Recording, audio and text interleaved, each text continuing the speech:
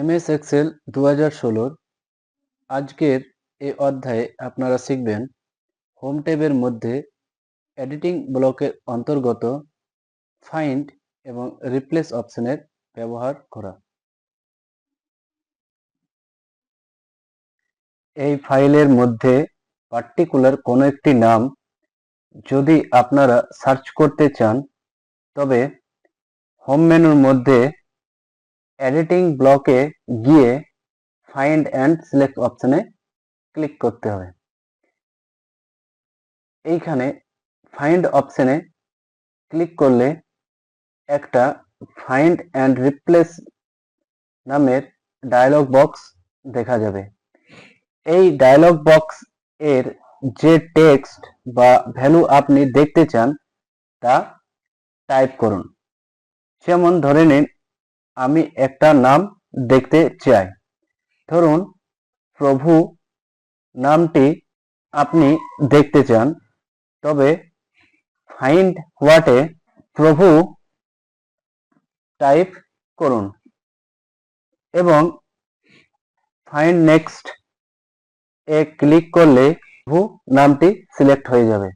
এইভাবে আপনি এক এক করে নামটি দেখতে পারেন। আর আপনি যদি চান একসাথে নামগুলি দেখতে, তবে ফাইন্ড অল এ ক্লিক করলে একসাথে নামগুলি চলে আসবে। এই দেখুন এখানে নামগুলি একসাথে দেখা যাচ্ছে।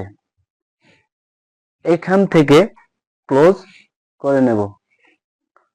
যদি আপনি কোনো টেক্সট বা ভ্যালু এর জায়গায় অন্য কোনো টেক্সট বা ভ্যালু চান, তবে রিপ্লেস অপশনের ইউজ করতে হবে।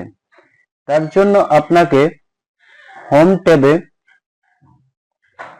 মধ্যে এডিটিং ব্লকে গিয়ে ফাইন্ড অ্যান্ড সিলেক্ট অপশনে ক্লিক করতে হবে। এখানে রিপ্লেস অপশনে ক্লিক করলে একটা ফাইন্ড অ্যান্ড রিপ্লেস নামে ডায়লগ বক্স দেখা যাবে।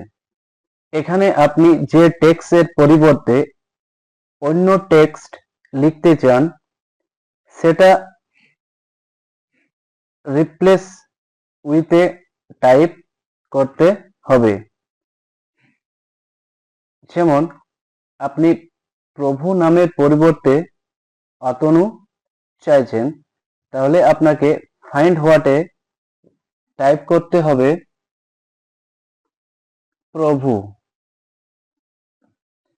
আর রিপ্লেস উইথে টাইপ করতে হবে অতনু। এরপর রিপ্লেস অপশনে ক্লিক করলে একে একে প্রভুর পরিবর্তে অতনু চলে আসবে। এই দেখুন এভাবে একে একে চলে আসছে। আর যদি চান একসাথে